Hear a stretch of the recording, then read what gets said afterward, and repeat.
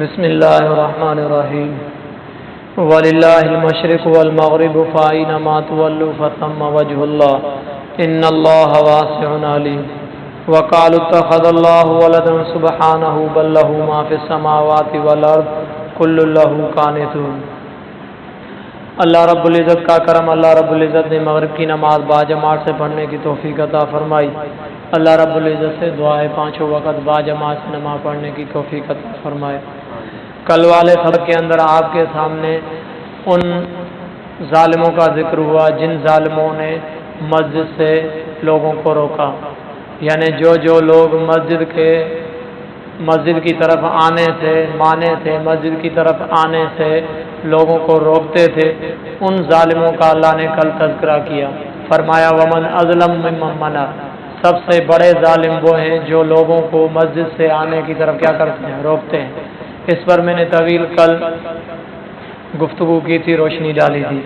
آج والی آیات کے اندر تحویل قبلے کا مسئلہ ہے، یعنی قبلے کا مڑنا۔ آپ کو سب کو پتہ ہے، بحیثیت مسلمان ہم سب کو پتہ ہے کہ پہلے ہم سب کا قبلہ کون تھا؟ بیت المقدس۔ ہم اس کی طرف کیا کر کے منہ کر کے نماز پڑھتے تھے، آپ علیہ الصلوۃ والسلام اس کی طرف منہ کر کے نماز پڑھتے تھے۔ اس کے بعد پھر قبلے کا حکم آیا، یعنی مکے کی طرف، یعنی بیت اللہ کی طرف منہ کر کے نماز پڑھنے کا حکم آیا۔ اس سے پہلے ہمارا جو قبلہ تھا وہ کون تھا؟ بیت المقدس۔ آج بھی ایک مسجد ہے جس کے دو محراب ہیں، یہ محراب ہے نا، ایسے دو محراب ہیں جس کو ذوالقبلتین کہا جاتا ہے۔ آج بھی ایک مسجد ہے جس کے دو قبلے آج بھی ہیں، یعنی دو محراب بنائے ہوئے ہیں، ایک اس طرف ہے تو ایک اس طرف ہے۔ پہلے اس طرف نماز پڑھتے تھے، جیسے ہی حکم آیا کہ اب اس طرف ختم، اب آپ کا قبلہ کون سا ہے؟ یعنی بیت اللہ ہے، تو پھر اس محراب کو وہیں پر برقرار رکھا گیا اور دوسرا جو یعنی اس طرف دوسرا بنایا گیا۔ تو کہنے کا مطلب یہ ہے کہ پہلے ہمارا قبلہ کون تھا؟ بیت المقدس، جس کو مسجد اقصیٰ کے نام سے آپ پہچانتے ہو، مسجد اقصیٰ۔ بہرحال اس کے بعد ہم مدینے میں آئے، آپ علیہ الصلوۃ والسلام جب مدینے کے اندر آئے، مکے کو چھوڑ کر مدینے کی طرف آئے، تو اس وقت بھی آپ علیہ الصلوۃ والسلام بار بار روزانہ کیا تھے؟ اس بات میں پریشان تھے، روزانہ اللہ کی طرف دیکھتے تھے، پھر نیچے گردن کرتے تھے، پھر اوپر دیکھتے تھے، پھر نیچے دیکھتے تھے۔ تو اس اوپر دیکھنے اور نیچے دیکھنے کا کیا مطلب تھا؟ یہ اللہ رب العزت کی خواہش تھی روزانہ، کون سی؟ کہ اللہ ہمارا قبلہ کون سا بنا دے؟ بیت اللہ بنا دے۔ یہ روزانہ دل میں دعا بھی کرتے تھے کہ ہمارا بیت اللہ یہ ہمارا قبلہ کون سا بن جائے؟ بیت اللہ بن جائے۔ تو ایک مرتبہ اللہ رب العزت نے یہ دعا کیا کر لی؟ قبول کر لی کہ آج کے بعد تمہارا قبلہ کون سا ہے؟ بیت اللہ ہی۔ لہذا اس کے بعد جب یہ حکم آیا تو کچھ صحابہ کو یہ خیال ہونے لگا کہ اب تک جو ہم نے نمازیں پڑھی ہے، تقریباً یوں سمجھ لو کہ 16-17 مہینے اس مدینے کے اندر 16-17 مہینے آپ علیہ الصلوۃ والسلام اور اصحاب نے جو مسلمان ہوئے تھے ان سب نے بیت المقدس کی طرف منہ کر کے کیا تھا؟ نماز پڑھی تھی۔ تو یہ 16-17 مہینے ایسے گزرے تھے، اس طرف منہ کر کے نماز پڑھی تھی۔ تو اب جو حکم آیا، صحابہ یہ پریشان تھے اس بات میں کہ ہم نے جو 16-17 مہینے اس طرف منہ کر کے نماز پڑھی ہے، پتہ نہیں وہ ہماری ان نمازوں کا کیا ہوگا، وہ نمازیں ہماری قبول ہوئی یا نہ ہوئی۔ یہ صحابہ کو دل میں کیا ہوا؟ خیال بھی ہوا کہ پتہ نہیں وہ نمازیں ہماری ہوئی یا نہ ہوئی۔ اللہ نے اس چیز کا جواب دیا کہ وَلِلَّهِ الْمَشْرِقُ وَالْمَغْرِبُ، تمہیں پریشان ہونے کی کوئی ضرورت نہیں ہے، مشرق ہو چاہے مغرب ہو، یہ سب اللہ ہی کے لیے، یعنی کون سا بھی رخ ہو، چاہے مشرق کا رخ ہے طرف ہے، چاہے قبلے کا رخ ہے، جو بھی رخ ہے سارے کام کس کے؟ اللہ رب العزت کے۔ ادھر منہ کر کے پڑھو تو بھی اللہ کے لیے تھا، اس طرف منہ کر کے پڑھو تو بھی اللہ کے لیے تھا۔ بیت المقدس کی طرف جب تم منہ کر کے نماز پڑھ رہے تھے تو وہ بھی اللہ ہی کے لیے تھا، اب اگر اس طرف منہ کر کے نماز پڑھ رہے ہو وہ بھی کس کے لیے؟ اللہ ہی کے لیے۔ لہذا تمہیں پچھلی نمازوں کے لیے پریشان ہونے کی کوئی ضرورت نہیں ہے۔ فَأَيْنَمَا تُوَلُّوا فَثَمَّ وَجْهُ اللَّهِ، اللہ کا ہر طرف رخ ہے، اللہ کا ہر طرف رخ ہے، جہاں بھی چاہو یعنی نماز پڑھ سکتے ہو۔ لیکن رہی بات، پھر یہ اعتراض ضرور ہوگا کہ اگر اللہ ہر جگہ پر ہے، یعنی اس طرف بھی ہے، اس طرف بھی ہے، اس طرف بھی ہے، تو ہمارا صرف اس طرف منہ کرنے کا کیا فائدہ؟ ہم اس طرف صرف منہ کیوں کریں؟ تو اس کا جواب یہ ہے کہ جتنے بھی لوگ عبادت کرتے ہیں، عبادت کے اندر اجتماعیت ہونا ضروری شرط ہے۔ اجتماعیت پتہ نہیں سمجھتے ہو نہیں، یعنی ایک رخ ہونا، یکسوئی ہونا۔ جیسے کہتے ہیں یار خامخواہ ہیڈے ہوڈے چھو تھا آتے تر میں ہکڑو ہی کم کयो تو بھلا گڈجی ہکڑو ہی تو کم کयूं न، ہکڑو رخ تو थिए न ईअं ई चवंदा यार अला हेॾे आला हेॾे भला हिकिड़ी ॻाल्हि त वठो, हिकिड़ो रस्तो त वठो, ईअं ई चवंदा हर ॻाल्हि। तो अल्लाह रब्बुल इज़्ज़त ने एक रुख तय कर लिया कि अब नमाज तुमने जो जिसने भी पढ़नी है, जहाँ पर भी पढ़नी है, तो रुख किस तरफ करेगा? किबले की तरफ करेगा। फिर इसमें एक दूसरा सवाल आएगा कि बाबा आप क्या हो, मुसलमान क्या हैं? किबले यानी किबले की परस्ती करते हैं, मतलब वो जो काबा बना हुआ है कमरे की शक्ल में, मुसलमान उसको पूजते हैं। जैसे मुशरिक किसको पूजते हैं? इसको लातो मनातो उज़ात, या जो ये हिंदू किसको अपने बुतों को क्या करते हैं? पूजते हैं। हनूद मनात वगैरह ये फलां जो भी पूजते हैं, इनके कृष्णा वगैरह ये जो बुत हैं, इनको क्या करते हैं? पूजते हैं। तो वो हमारे ऊपर एतराज़ करते हैं कि बाबा तुम भी तो एक दीवार की तरफ मुंह करके क्या करते हो? एक कमरे की तरफ मुंह करके यानी नमाज पढ़ते हो। हमने भी अगर इन बुतों की तरफ अपना सजदा किया तो क्या कौन सा गुनाह हो गया? तो उनका जवाब ये है कि सिर्फ एक फ़र्क है, वो जहन में ये रखते हैं कि ये बुत ही हमें देने वाले हैं, ये बुत ही हमें देने वाले हैं, ये जो बूता बना हुआ है यही हमें देने वाले हैं। हम अगर इस तरफ रुक करके नमाज पढ़ते हैं तो हमारा अकीदा ये नहीं है कि ये जो यानी एक कमरा बना हुआ है बैतुल्लाह ये हमें देता है। इस तरफ तो सिर्फ हुक्म दिया है अल्लाह ने, बात नहीं समझ रहे।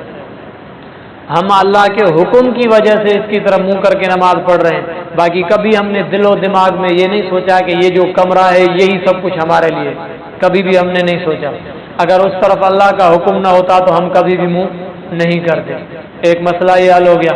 दूसरी ये बात कि कहा कि फाइनमा तुवल्लु फसम वजुल्ला, वो जो पहले सवारियां थी यानी घोड़ा और खच्चर या ऊँट वगैरह, उनमें ये था कि अगर आप उस पर सवार हो और वो सवारी जहाँ पर भी जा रही है, मतलब किबला इस तरफ है और जा रही इस तरफ है, तो आप नफली नमाज उस तरफ ही मुंह करके नमाज पढ़ सकते हो। ये शरई मसला है, बात नहीं समझ रहे हो? उस तरफ आप अगर भले किबले को पीठ दे दो और मुंह आपका इस तरफ है तो भी उस सवारियों पर नमाज क्या थी?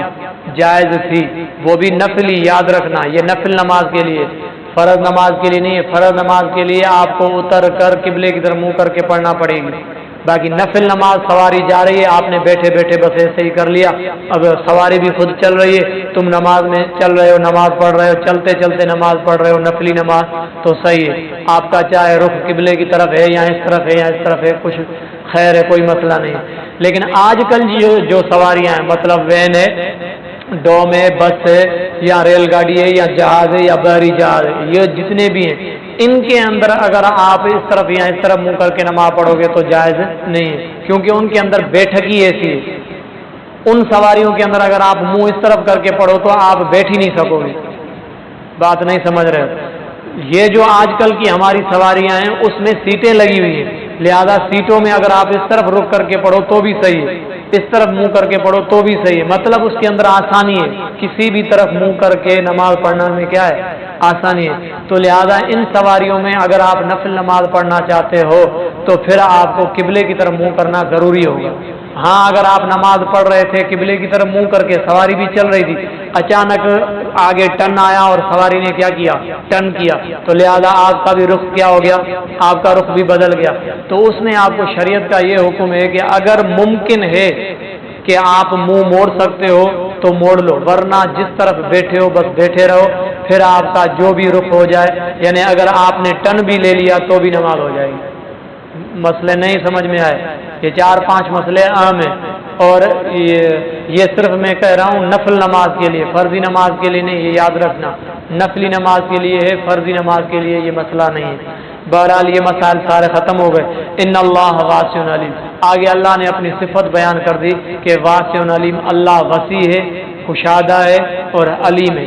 यानी कहने का मतलब ये है कि आप जहाँ पर भी जिस रुख पर भी नमाज पढ़ो अल्लाह वसी है। ये नहीं है कि अल्लाह का वजूद सिर्फ यहाँ तक है और आपने यहाँ ही नमाज पढ़नी, اس طرف کرو تو بھی رخ اللہ کی طرف ہوگا، اس طرف کرو تو بھی رخ اللہ تک کی طرف ہوگا۔ وَقَالُوا اتَّخَذَ اللَّهُ وَلَدًا سُبْحَانَهُ بَل لَّهُ مَا فِي السَّمَاوَاتِ وَالْأَرْضِ۔ آگے اللہ رب العزت نے ایک مشرکوں کا بڑا اعتراض رد کر دیا۔ وہ کون سا؟ کہ یہودی حضرت عزیر علیہ السلام کو کیا کرتے تھے؟ اللہ کا بیٹا مانتے تھے، اور عیسائی حضرت عیسیٰ علیہ السلام کو اللہ کا کیا مانتے تھے؟ بیٹا مانتے تھے۔ اور جو مشرک تھے وہ فرشتوں کو اللہ کی بیٹیاں مانتے تھے، فرشتوں کو کہتے تھے کہ یہ فرشتے اللہ کی بیٹیاں ہیں۔ تو اللہ نے اس کا جواب دے دیا کہ وَقَالُوا اتَّخَذَ اللَّهُ وَلَدًا۔ کچھ لوگ ایسے ہیں کہ اللہ کے لیے اولاد بناتے ہیں، حالانکہ سبحانہ اللہ کیا ہے؟ پاک ہے۔ اللہ کیا ہے؟ پاک ہے۔ کیونکہ اولاد کے اندر دو مسئلے ہو سکتے ہیں، ایک تو یہ ہے کہ اولاد یا تو اس کے جنس میں سے ہوگا یا تو جنس میں سے نہیں ہوگا، مطلب انسان ہے تو بچہ بھی کیا ہوگا؟ انسانی ہوگا، انسانی جنس میں سے ہوگا۔ تو اللہ رب العزت جنس سے کیا ہے؟ پاک ہے، اللہ جنس سے پاک ہے، لہذا یہ بات ختم ہو گئی۔ دوسری بات، اگر غیر جنس سے مطلب جنس سے نہیں ہے، جیسے مثلا انسان کو گدھا پیدا ہو جائے تو یہ عیب ہے یا اچھائی ہے؟ برائی ہے یا اچھائی ہے؟ عیب ہے نا۔ تو لہذا جب تم انسان کے لیے کیا کرتے ہو؟ اس چیز کو عیب شمار کرتے ہو تو سبحان اللہ کیا ہے؟ عیب سے بھی پاک ہے۔ دونوں طرح کا جواب دے دیا۔ بل لہ ما فی السماوات والارض، آگے جواب دے دیا کہ آسمان و زمین کے اندر جتنی چیزیں آپ کو نظر آتی ہیں، چاہے عیسیٰ علیہ السلام ہو، چاہے حضرت عزیر ہو، چاہے فرشتے ہو، یہ ساری کی ساری اللہ کی ملکیت ہے۔ کل اللہ قانتون، اور یہ سارے کے سارے اللہ کے لیے کیا ہیں؟ تابع دار ہیں، یعنی وہ عبادت کرنے والے ہیں، اسی کی طرف جھکنے والے ہیں۔ لہذا جو چیز جھکنے والی ہے وہ اس کے برابر نہیں ہو سکتی، جب برابر نہیں ہو سکتی تو آپ کو اس کا اولاد بھی نہ ماننا چاہیے۔ اللہ رب العزت سے دعا ہے جو کچھ کہا قبول ہو۔